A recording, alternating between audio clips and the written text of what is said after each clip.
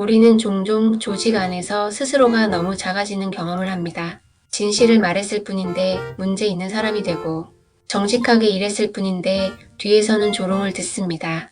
그 고통은 누구보다 깊고 오랫동안 남습니다. 하지만 그 속에서도 조용히 떠나는 선택을 한 사람들은 실은 누구보다도 강한 이들입니다. 조직이 타락하거나 부조리가 만연한 구조 안에 있을 때 개인이 겪는 고통은 정말 큽니다. 저는 실질적으로 부서를 돌리고 있었지만 상사는 자기 이익이 되는 일만 골라 하고 나머지는 전부 제게 떠넘겼습니다. 제 이름을 아이들 이름과 착각했다며 애갔다며 조롱하고 뒤에서는 저를 불만 많은 사람으로 몰아갔습니다.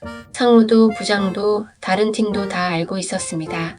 그러나 결정적인 순간엔 아무도 나서지 않았습니다. 지지하는 척은 했지만 결국 다들 침묵했습니다. 그래서 저는 나왔습니다. 소리 지르지도 복수하지도 않았습니다.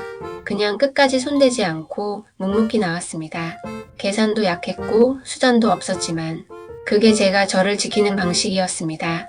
그리고 믿기로 했습니다. 카르마는 반드시 돌아온다. 사람의 말보다 에너지와 진심이 더 오래간다. 그 회사는 그 상사만의 문제가 아니었습니다. 조직 전체의 분위기와 운영 방식이 그 상사의 수준과 다르지 않았죠. 표면적인 성과, 상사에 대한 충성, 이익에 민감하게 움직이는 사람들만 인정받고 문제의 본질을 꿰뚫고 무의식적 권력 남용을 감지하고 그걸 말하려는 사람은 오히려 문제 인물로 몰렸습니다. 왜냐하면 그런 사람은 그들의 무의식을 비추는 거울이 되기 때문입니다. 그 조직은 파벌 중심, 공간 부족, 책임 회피가 기본 구조였어요.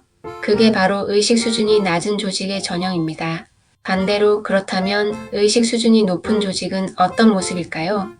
고의식적 리더십을 보여주는 대표적인 인물이 있습니다. NVIDIA의 젠슨 황, 엔비디아 레볼루션이라는 책을 보면 그는 정치 파벌 문화, 정보 독점, 이기적 영향력 행사 같은 조직 내부의 어두운 면을 공개적으로 비판했습니다. 그리고 정직, 협력, 집단의식이라는 가치를 말이 아니라 행동과 시스템으로 구현했습니다. 성과 중심이 아닌 비전 중심의 조직, 개인의 자산보다 공동의 창의성을 우선시, 실수와 실패를 허용하고 시도를 격려하는 신뢰 기반의 문화. 그런 조직에서는 정치적으로 움직이는 사람은 설 자리를 잃고 협력하지 않는 사람은 자연스럽게 도태됩니다. 젠슨 황은 리더의 위치가 아니라 의식의 위치에서 조직을 바꾼 겁니다. 그건 지금 내가 말하고 있는 감각과 같은 선상에 있는 움직임입니다. 그래서 엔비디아는 그토록 위대한 성과를 내는 회사가 될 수 있었습니다. 의식 수준이 높은 조직은 무엇보다 투명하고 책임감이 분명합니다. 사람을 수단이 아닌 관계의 일부로 보고 단기 성과보다는 공동의 비전과 방향성에 초점을 맞추죠. 그 안에는 전체를 통합적으로 보는 사고, 나보다 우리를 우선하는 집단의식, 그리고 자신의 한계를 성찰할 줄 아는 깨어있는 리더가 반드시 존재합니다. MBC의 김소영 아나운서도 그랬죠.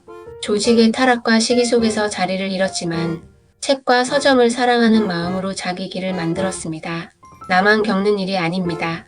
지금 당신이 겪는 고통도 당신의 잘못이 아닙니다. 침묵하고 떠나는 그 결단은 무기력이 아니라 용기입니다. 지금 나를 지키는 삶이 시작되고 있습니다. 의식 수준이 높은 조직은 두려움이 아니라 신뢰를 기반으로 움직입니다. 젠슨 황은 직원들이 자유롭게 실험하고 실수할 수 있는 권한을 줬습니다. 실패를 두려워하지 않도록 그 자체를 하나의 성장 과정으로 인정한 거죠. 내가 실수하면 잘릴까 봐라는 공포가 아니라 내가 시도하면 인정받는다는 신뢰가 조직을 이끌었습니다. 이런 분위기 속에서 진짜 창의성과 혁신이 자라납니다. 나만 겪는 일이 아닙니다. 지금 당신이 겪는 고통도 당신이 잘못해서가 아닙니다. 침묵하고 떠나는 그 결단은 무기력이 아닙니다. 용기입니다. 지금 나를 지키는 삶이 시작되고 있습니다.